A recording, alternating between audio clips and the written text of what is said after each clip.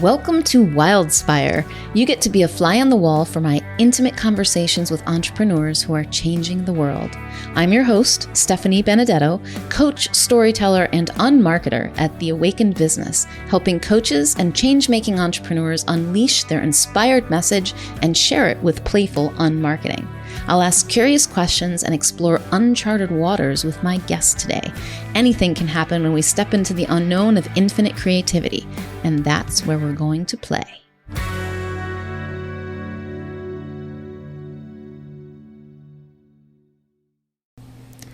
My guest today is Peter Sleigh, a transformative coach and also a friend, who I've called Peter the Profound on many occasions because of the deep questions he asks and the profound stillness that he inspires. When I asked Peter what conversation he'd most like to have with someone, he said, an exploratory conversation where we see fresh what's possible when we forget what we know and look together. And that's exactly what you'll find in our conversation during this podcast.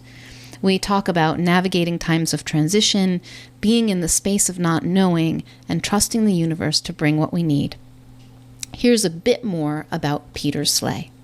Peter Sleigh has devoted his life to understanding more about how life works and helping others to do the same. This has helped himself and his clients to have unbelievably rich lives. He's currently apprenticing with super coach Michael Neal and working towards certification as a certified master transformative coach. Peter graduated from Michael Neal's Super Coach Academy as an advanced transformative coach in 2019. Peter also holds diplomas with distinctions from the Coaching Academy in Personal Performance Coaching and Small Business Coaching and is an NLP practitioner. Peter's business career saw him create the accountancy business, Sleigh & Story, from his back bedroom and grow it to eventually employ 25 people in the UK and India before selling to a management buyout in 2020. This experience taught him so much about himself, life, and business, which he in turn uses to help others through his coaching. Peter is also married with a teenage son. Without further ado, it's my pleasure to introduce you to Peter Sleigh. Hello, Peter, and welcome. It's fabulous to see you today. Yeah, it's fabulous to be here, Steph. I'm so honoured that you've invited me along. It's always cool to hang out with you and to hang out with the cameras rolling as well. Well, what more can we ask for? Yeah, I wonder what's going to happen with that setup. And of course, I've been thinking about you. It's been a while since we've talked, and I want to share. I'd seen how I met you. So I'd seen you at the Genius Catalyst events with Michael Neal, and I think that's almost 3 years ago now. My goodness. Wow. And I'd seen you kind of walking around, and I was like, who is that guy? No, very suspicious. But we were given this assignment, or one of our exercises was to be moved by inspiration. Yeah. And I mean, that's like a question itself. How do I know I'm moved by inspiration? What is inspiration? What's not inspiration? So we had to explore this. And I remember I went outside and I just sat for a while, and I kind of noticed, do I want to get up? Am I being inspired to get up? It was very funny. I mean, I had a lot of thinking about it. But at some point I got up and went for a walk to the beach because we were in Santa Monica, right? And I remember I walked down the steps and there was this man sitting there, and it was you. And I said, I want to talk to him. And I sat down next to you and we had a conversation. That was the first time we really spoke. And it was great. I loved it. So yeah. That, you know, I've followed you and we've spoken a few times and I've seen your journey. And I know that you've been on this adventure of transition, that you had this very successful accounting financing business that you've since sold. And now you're on the journey of who knows, right? As we were talking about, like it might look like coaching because you've done a lot of transformative coaching and have studied and apprenticed with Michael Neal and all of these things. But like, what's happening in your life right now? Tell me a little about it.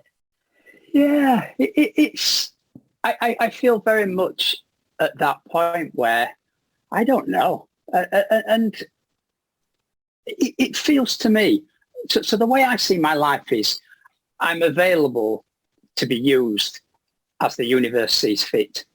And and that's a much nicer way to look at life, rather than this is what I must do, or this is what I ought to do, or this is what I want to do. Even I just feel that the universe just gives me the signs as to what it wants me to do, and for me, it's about being available to the universe, being open to the universe, to God, if you like, to hear what he or she wants me to do in this moment, and kind of not to look any further than that. And I feel very much in that space. It's where, if you'd have asked me a couple of months ago, it would have looked much more certain around going down the coaching line. And I'm still coaching, but I'm just open to being guided. I'm just open to going in whatever direction that takes me. And that's a really cool space to be. It's a scary space at times.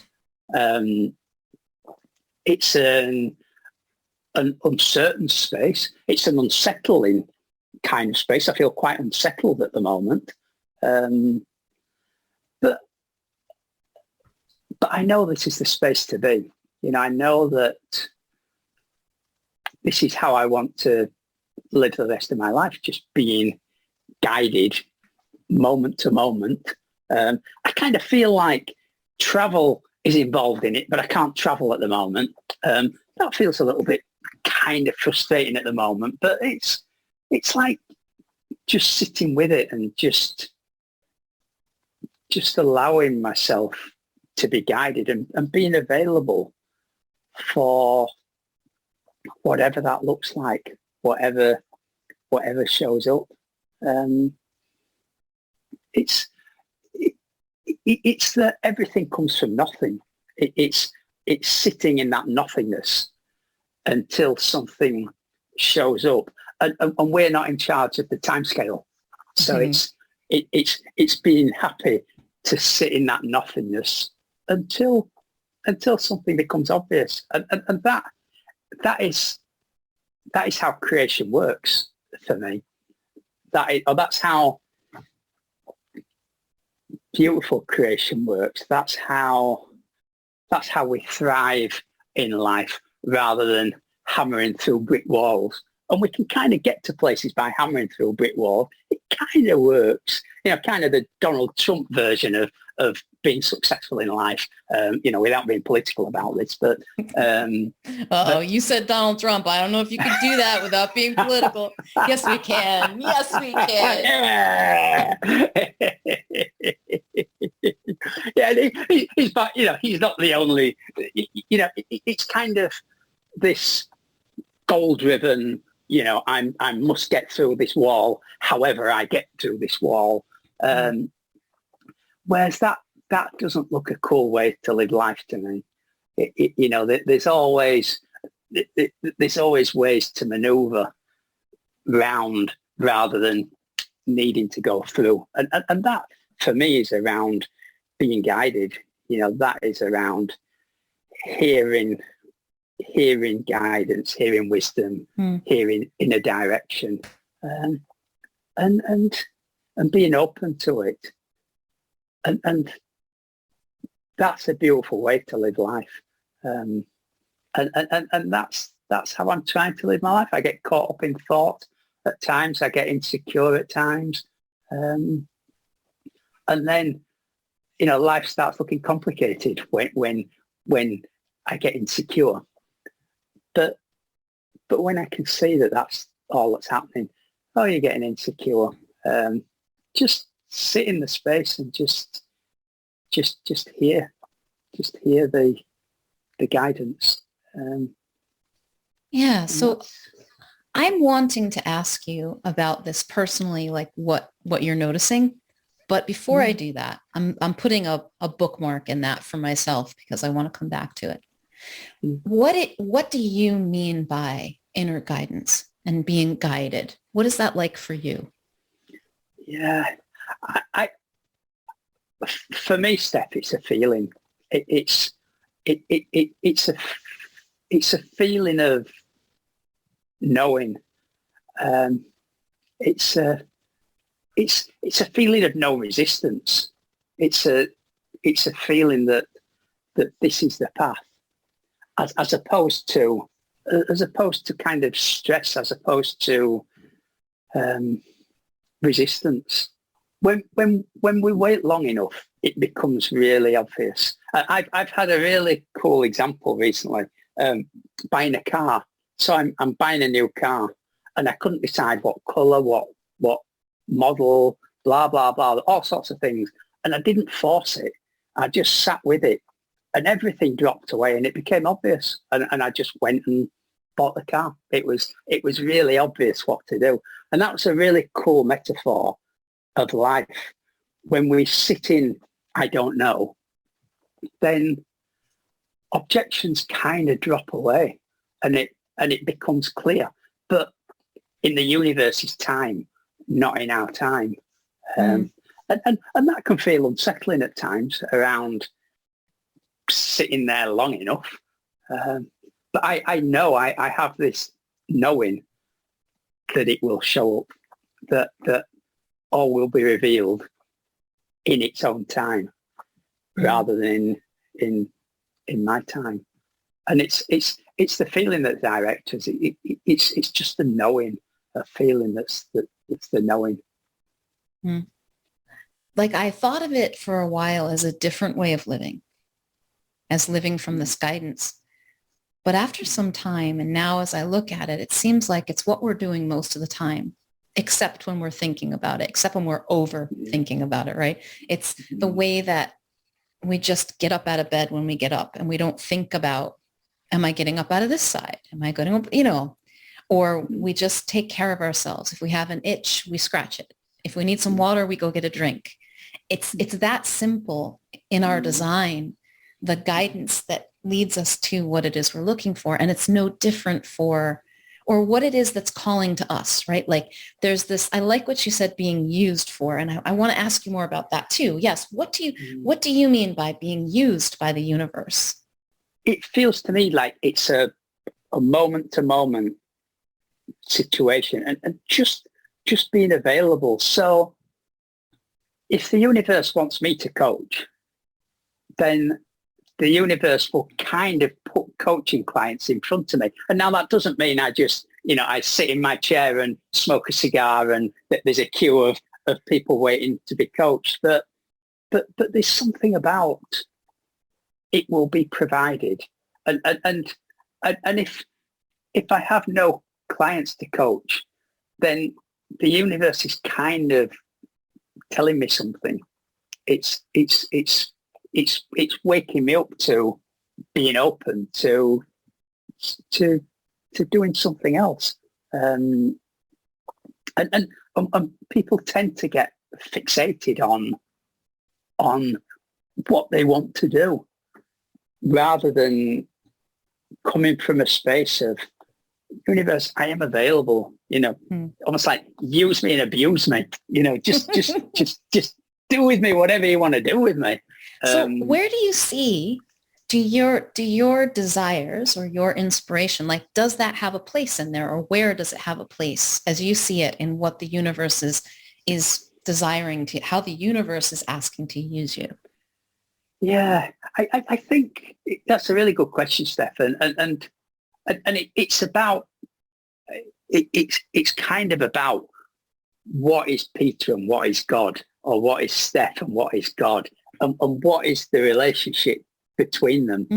And kind of, do we actually have any say in anything? Or are we guided? And I don't know the answer, but I really love handing it over to the universe. This is up to you. Just guide me. Just allow me to serve. And does that come from God, or does that come from me? I don't know. I I like the idea that it comes from God. I guess my job is to allow God in. I do have a free will to allow me to dismiss how God is guiding me, but that will end badly. You know, that's got stress written all over it. You know, that's burnout. You know, so we kind of have a free will there, but it's really about hearing. You know, it's really about hearing. I'm using hearing as a sense, but it's about sensing. You know, it's about feeling. It's about knowing. And if we stay in this space of nothingness, then that knowing becomes obvious in time. Just as with the car, I didn't know and then I knew. When I sold my accountancy business, I was in Liberia. So I was having my whole world turned upside down in Liberia, which is the fourth poorest country in the world in Africa, where people don't eat. And I was talking to another coach, and 1 second I didn't know, and another second I did know. I just knew it was time to leave, just like that. It just became obvious, and I came back from Liberia, met my business partner, and said, "I'm out. You know, it's time to go." And that's that same guidance that's there always for us. As you say, you know, when we scratch our nose, we know to scratch our nose. Yeah, it's that simple and that obvious and that automatic. And you know what I'm hearing in what you're saying, Peter, is really like the image that came to mind for me is as if we're floating on this ocean, just held by this ocean. I do like that. You know, it's just like life, everything that's sustaining us. And at some point there's a current. Maybe it's a river if it's got currents. I don't know. But there's a current that just takes you and you're just moving with it, right? Mm-hmm. And it's so different from much of what I heard in the empowerment coaching and results-oriented coaching that I came up in. And that was really useful for me for a time, that took me from feeling like a victim in my life to feeling like an active agent in creating my life, which felt a whole lot better. But I did notice, I think it was about five years ago, maybe 6 even now, that I started asking for this thing called surrender after reading The Surrender Experiment by Michael Singer. And I didn't know what that meant, but I started asking about it. And I hear you speaking to that, like this, just use me, but it doesn't feel passive somehow. And it doesn't feel like it doesn't include my desires or my preferences. Like it feels like, to me, part of the guidance is recognizing that it's for me, not that it's thrust upon me, but I probably wouldn't have chosen it if I chose it from my rational mind and what I thought I knew about this person, Stephanie. You know, I found myself in that now. I'm like, oh, apparently it's one of those, apparently I'm doing this now. I want to do this because I'm doing it. I'm excited by this. And these things are not drawing me anymore. And do I need to understand why or wherefore or where this is taking me? No. I mean, I could try. I could make up lots of stories around it, but wow. Yeah. I love that stuff. And it kind of, there's a couple of things that come to mind there. One is that like life and business is never linear. So it's not about keeping growing a business. For me, it's about a sort of mountaineering way of talking about it would be, you get to first base and then you take another look, and then you get to second base and then you take another look. And the world looks very different from first base and then second base and then third base. And that for me is around hearing this guidance moment to moment. And the guidance will change from first base Yes. to second base because the world looks really different. And it's being open to that. It's not being closed down to I am a coach or some other identity that we kind of make up about ourselves. No, I'm a human being who's serving the universe. And that is a beautiful life. And a lovely saying that Michael Neal uses a lot is, we're off the hook then. And it kind of feels that way to me. So if my coaching business isn't successful, well, the universe wants me to do something else. I'm off the hook. And it's yeah, that's it. It's just being open and seeing that we can't fail in this game called life. That life is just around living in consciousness, if you like, just being there to be guided and just showing up moment to moment and hearing guidance. So I want to ask you, what were you doing in Liberia when you were there and then you knew to leave and your accounting firm was ending? And I was with my coach actually. So my coach at the time, it was quite linked to Rich Litvin actually. He, and I haven't worked with Rich. I don't know him. I've never saw it. I don't know. But the coach who I was working with at the time had kind of been trained by Rich Litvin, and he took these trips to Africa. So it was a slightly strange combination of charity work and self-development at the same time. There's something that kind of didn't quite sit. I never really completely understood. But from my point of view, it was a really amazing experience because what does it do? It creates new thought. It scrambles your mind and creates new thought, which is kind of what we do as coaches, I guess. And that was what happened. So I was there for 10 days, I think it was. I spent a large part of that 10 days in tears, and not from feeling sorry for Liberians because they don't eat every day. It wasn't that. It was just, I don't know, my whole life was changing in front of my very eyes.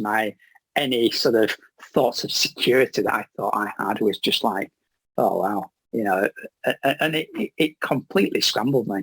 And one of the things that came from this was it became really obvious that that this wasn't the place for me. This business wasn't the place for me. And when I look back on the business, that had come from flow.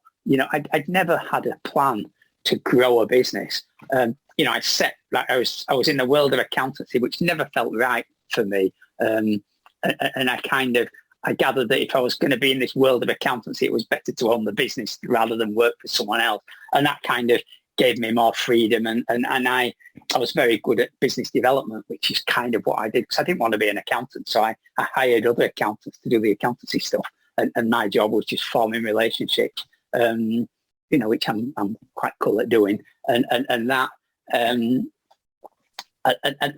that whole 15 years experience, which was what it was, from setting up in my back bedroom to selling out to a management buyout, 15 years, I felt so guided in that.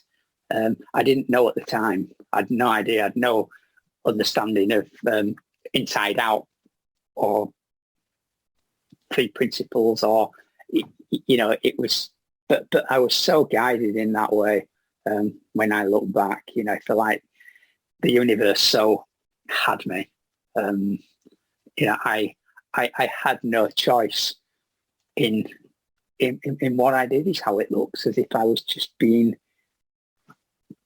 guided, and that was such a big thing in which I was guided for. There was no doubt about it. It's time to go. A word that springs to mind is brave, and brave isn't kind of the word that if I'm going to say it anyway, but if we're brave enough just to hand our lives over to the universe, say, it's yours, use me, then that is just a beautiful life. Mm.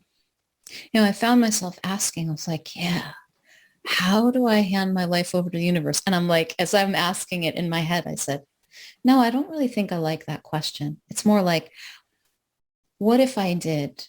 What would it look like? Like that question to me is like, what would it be like? And something moves in me towards it. Like, oh, I don't even know what it means, but just asking that question is opening something up for me that, oh, there's something that I feel I still got a little grip on, I'm still trying somewhere. And I'm like, oh, I would not do that, whatever that is. I would just not. Yeah, I love that, Steph. I love that. Yeah, something that's coming to me more and more in my life is just awareness. So for me, it's just having an awareness that I can do that. Just having an awareness that we can't get this game of life wrong. So kind of what stops us doing that would be thinking we have to create certain outcomes for our life to be a success or something. Whereas, when we can just see that there's nothing to do, just keep breathing, just keep getting up every morning, if you like. And that's all there is to do. And just see where life takes us. And I say the feeling will guide us. People show up and it's just such a rich life. And it's so simple. The other kind of thing is, when life looks complicated, we've kind of lost our way. We've tried to take over the reins. We've tried to control life. But life is really simple when we hand it over. When we can be aware that that's available to us.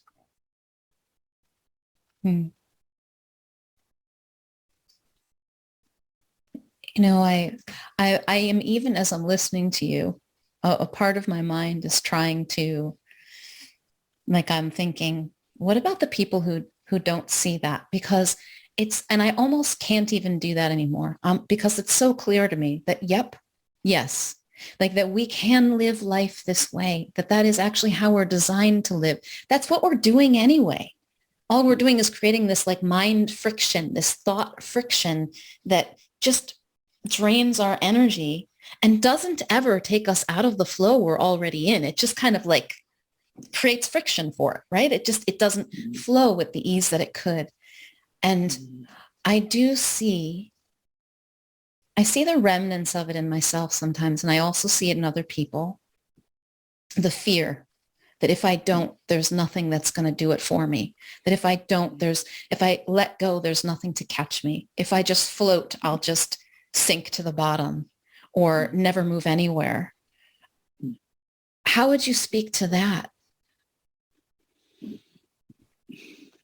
Well, what comes to my mind, Steph, is that it seems to me that talks to a paradigm of life, that our job in life is to cram as much as we can into the 90 years that we're on planet Earth or whatever.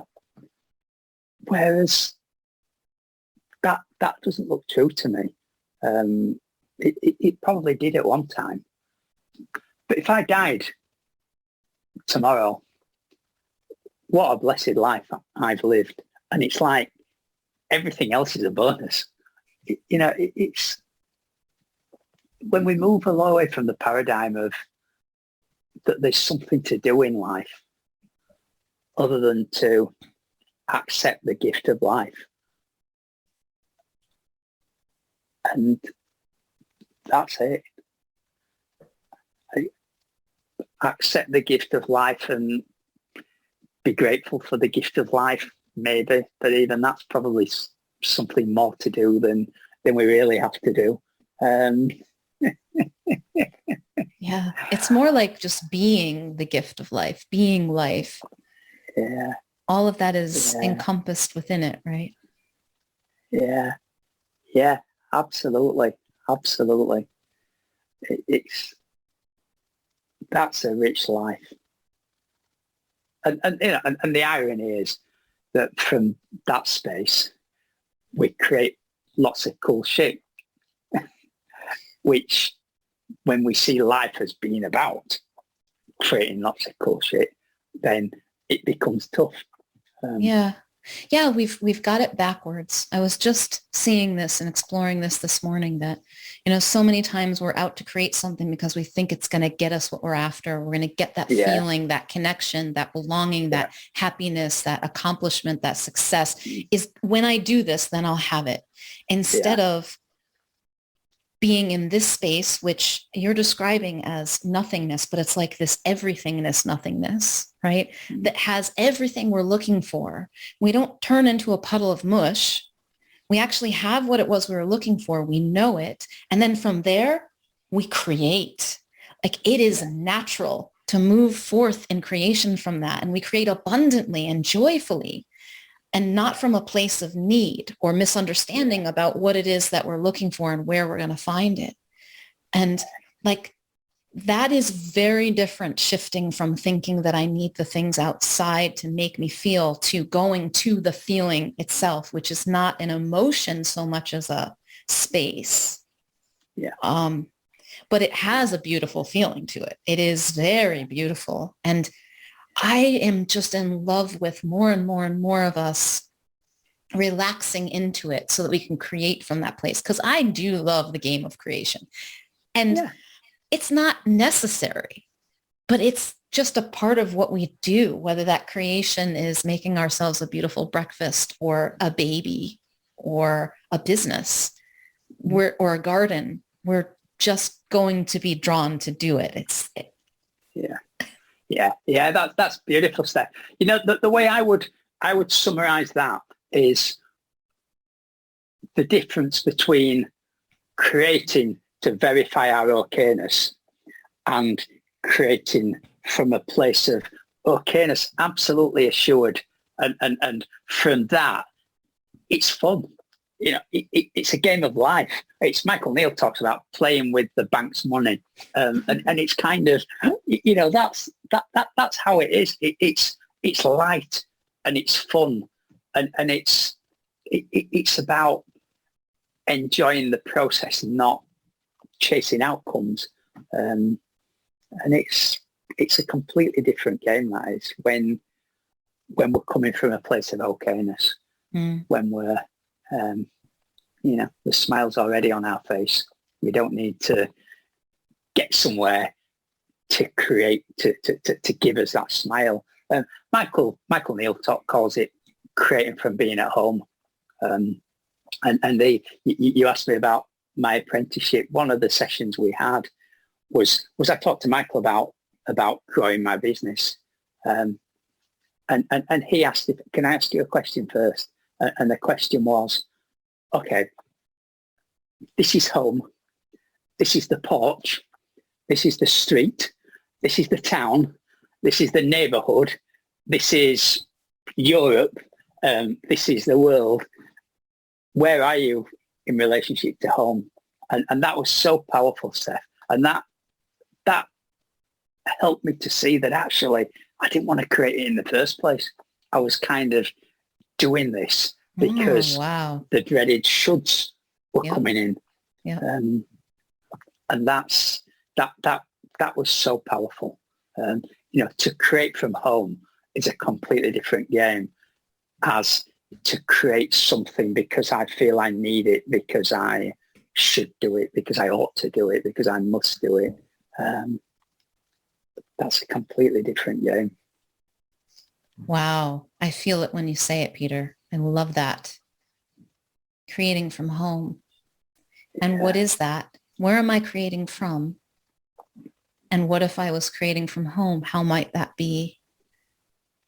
How might that be? And there's no need to create when you're home either. There's no drive. There's no desperation. You're already home, but you can create beautiful things, but you don't have to. I love that so much. It's not that we ever need permission or there's even permission to be given, but to allow ourselves to, I think before we started, you were talking about limitation and like just, there's no limitation. Like I am open. I am here. I'm home already. Use me. If there's something that you'd like to use me for, like show me.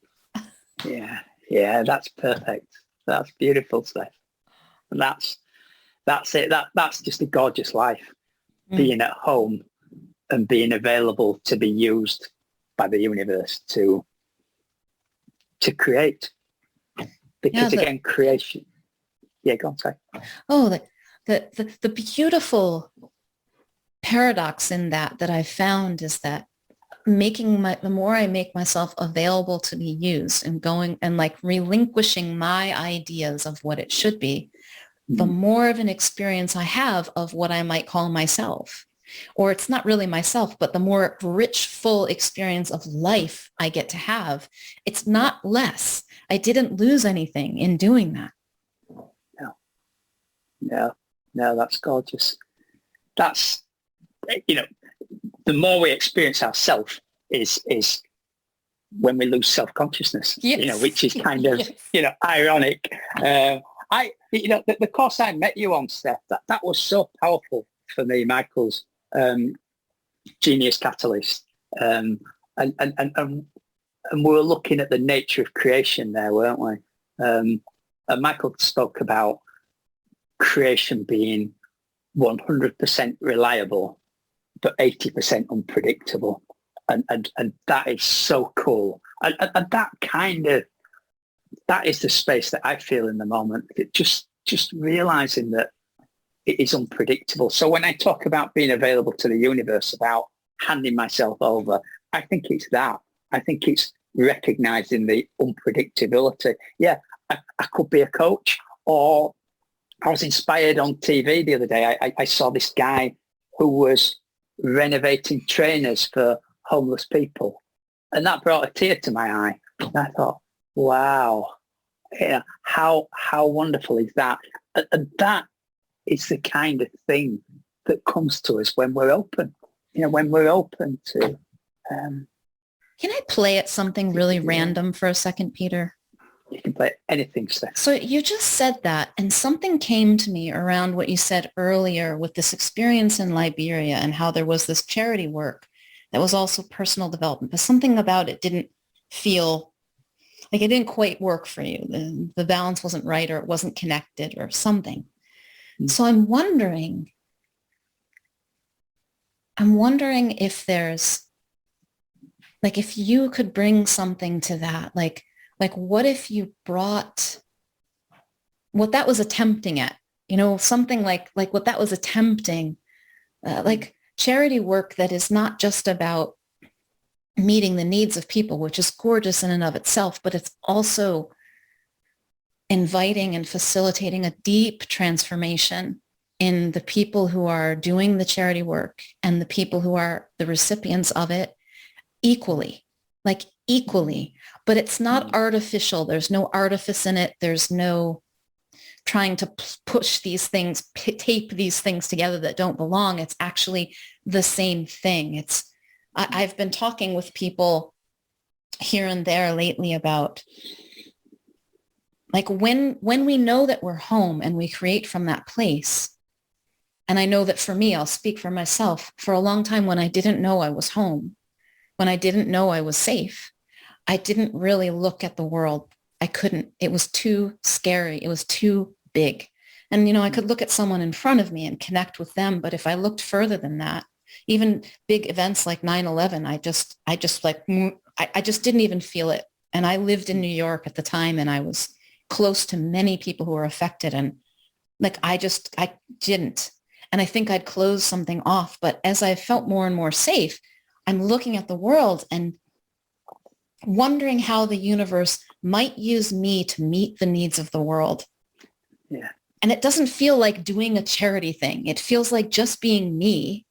And we are an ecosystem. We are all connected. We are all the universe. And seeing that and knowing that, and from that place, what we call charity or personal development is completely different, because there's nothing that we need to change. And yet we create things together that bring beauty and lightness and ease and help relieve suffering. Yeah. Yeah. Yeah. Yeah. There's something really speaks to me there, Steph, around I can see something in myself that I'm not playing full out with this, that there's something that's holding me back from playing full out in this.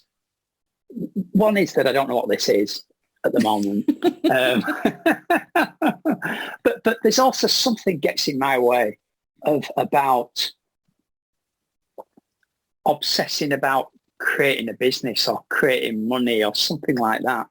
Whereas, I'm in a fortunate position. I've probably told you this before, where I've made my money through business, if you like. I don't need to earn any more money. That doesn't mean to say that I don't like earning money, because I do, but there's something that holds me back from playing full out. And I think this is kind of what I'm talking about, really, about there's something out there, almost like that's got my name written on it. And it's like, it looks beyond building a coaching business, which is kind of where I've been playing at. And you know what though, Peter, I don't think you're not playing full. It hasn't. I mean, yeah, there's some thinking, like everybody has. There's some thinking about I should be, and therefore I'm not, and then therefore I'm not playing full out, or I kind of want to, but I don't, I just think whether it's sparked in this conversation or somewhere else, as soon as you catch the spark, I see you on it. You're going to play. Once you know, you tell me, are you gonna? I think you are. Yeah. Like as soon as you know, and you don't know yet. Yeah. Yeah. Yeah. That's really exciting, Steph. That's really exciting. That's what I'm talking about. The feeling. I suspected there was something, like when the way you talked about it, I was like, ooh, what's that? I don't know what it is. I don't know. You don't know what it is, but we can wonder about it a little bit and go, oh, it seems like there might be something. Yeah. And that's it. Like that's the simple thing. I love to talk about the creation of that's always happening in the now, right? Like a lot of times, and I think so many of the people I talk to are future thinkers. Entrepreneurs are often visionary. They have big vision, right? And they're like, and there is a beautiful power in that. There's a beautiful creative capacity in that, to envision something and then move towards it and create it. Yeah. But it seems sometimes if I'm only looking to the future, I'm not noticing what's happening now, which is the only thing that's happening, which is the thing that leads me towards whatever future that I'll never know. I can't predict, right? And so I've become really fascinated with what's happening now, and like listening and feeling, and I do it with other people because, a lot of times we're kind of like wondering and looking for the clues. And I'm like, what is happening? What do you notice? Like, and maybe there's just space. That's happening too. That's incredibly creative. But there's just something in that I'm like, you're already on the path. You've already begun. And, we're not doing anything, sitting here, but we are creative creatures. Like the universe is creating through us in this conversation. And every journey, no matter where we go, begins from now, happens now. It's already happening. And when I think that, I get so excited because I don't ever have to do anything. Yeah. No, and this is it. This is it exactly. This is the universe working through us. We're open to be used, and that's beautiful. That's really beautiful.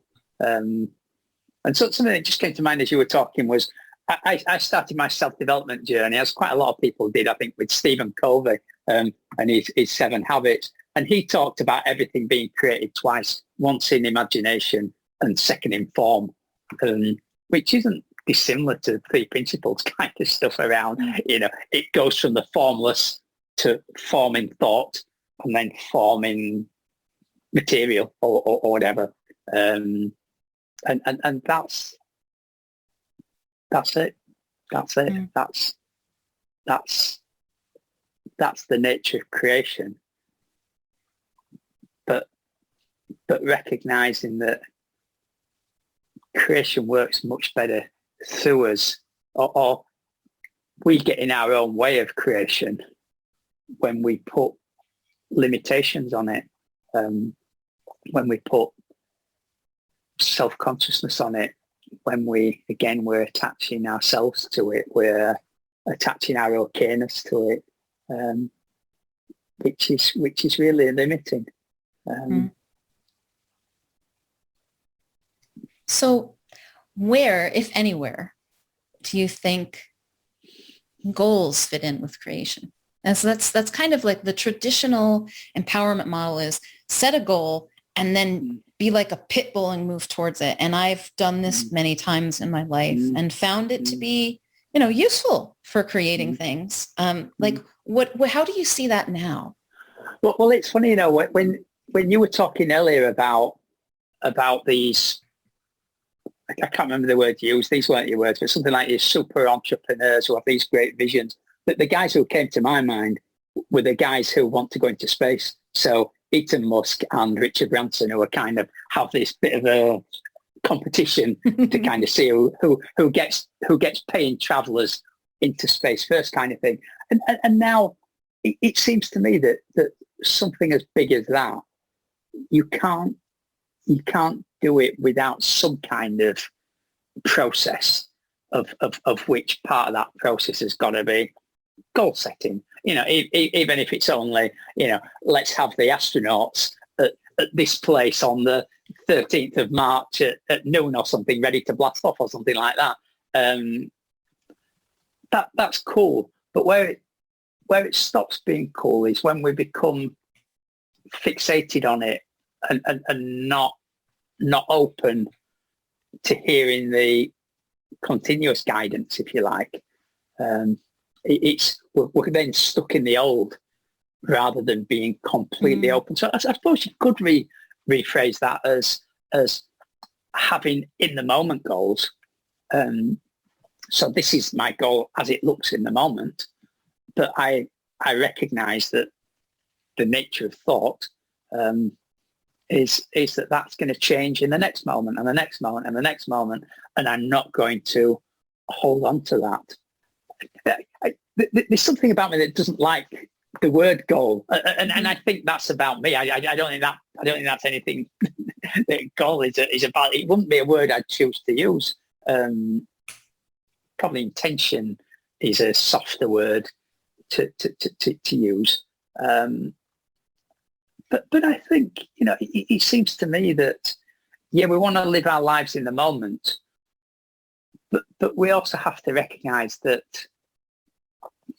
to create something big, there needs to be some kind of process, some kind of structure to it or something like that, but still staying open to it. So for example, when we do a presentation, I love speaking off the cuff, but realistically, if we want to, if it gets bigger and we want to be sure of covering everything, then it's kind of cool to have some kind of,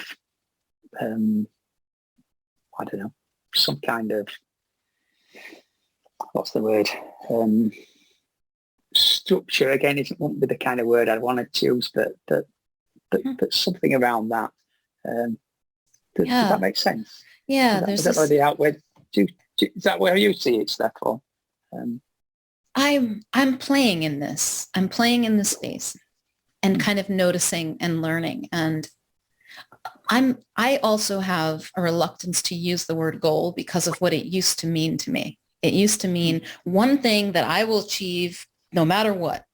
Come hell or high water, I'm going to do whatever it takes. And I'm going to push myself and I'm going to drive myself to achieve that goal. And if I don't, I've failed. And that is not what I'm after now. Definitely, clearly not. But like, for example, sometimes I like the word target, which is kind of like I'm aiming in a direction, but I'm also open. It's not about the word that I use. It's about the way I approach it. So like right now I have an income goal for myself that I'm after creating, and very specifically creating it with joy and ease, like allowing it, not making it, and sort of letting it be a game of what occurs to me with that as my intention, or that as my direction, what occurs to me.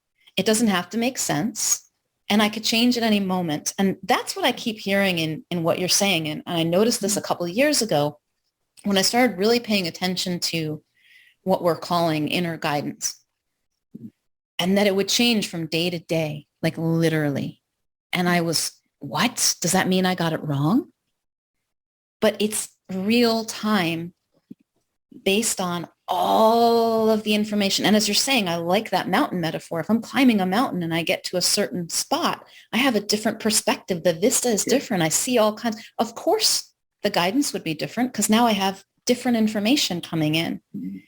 And it's being willing to receive the information of the moment and take that direction rather than some preordained destination that I set a week ago, a month ago, a year ago, 10 years ago, and letting that inform me.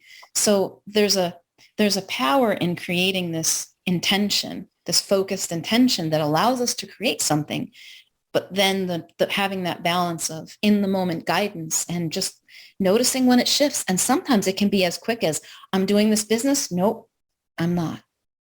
It's time to let that go and move in this direction. It can be that abrupt from moment to moment. And it doesn't mean we did it wrong. Because we can't, as we were saying, we can't.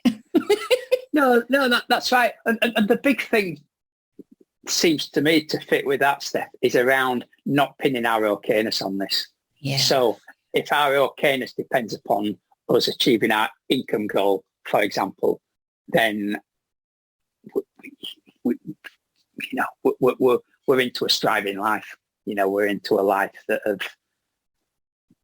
of strife, of stress, as opposed to this life of joy where we're being directed to, fulfill our piece in this perfect universe. And that's kind of how I see it, that we all have this place in this perfect universe. And if we get fixated on what we feel we should do rather than what the universe has lined up for us, then we're almost throwing the universe out of balance. I mean, we can't throw the universe out of balance, but we're resisting how the universe kind of runs. It'd be like a tree resisting its leaves falling off or something. It's like, no, this is the way it works. That's the way it looks to me. Oh, I love it. Peter, thank you so much for sharing all of this. This has been a gorgeous exploration. It has. It's been an absolute joy and a real revelations for me, Steph. I've seen some new stuff here, which is fantastic. It's beautiful. It's so great because I can feel the new stuff, but I don't know what it is, and I don't know where it takes me, and I don't know what kind of impact it has on my life. I get to see as it unfolds, but yes. And I'm wanting to ask you, if you're going to invite someone who's listening perhaps, to have a conversation with you, if you'd like to do that, if you wouldn't, just nix it, and that's fine with me. But if you'd like to invite someone who's listening to have a conversation with you, what conversation would you love to invite them to have with you? Oh, wow. So this will be a joint exploration.